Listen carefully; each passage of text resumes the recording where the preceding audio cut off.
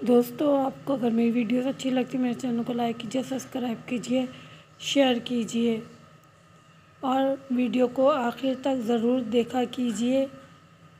پشاور کی مسجد میں جمعے کی نماز میں دھماکہ ہوا۔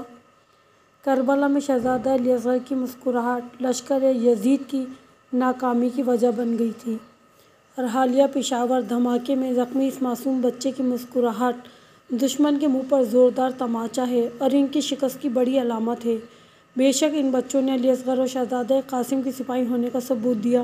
یہ کوئی عام بچے نہیں ہیں، یہ وہ بچے ہیں کہ جنہوں نے درس کربلا سے لیا۔ ہم شہادت سے نہیں گھبراتے، شہادت ہماری میراث ہے۔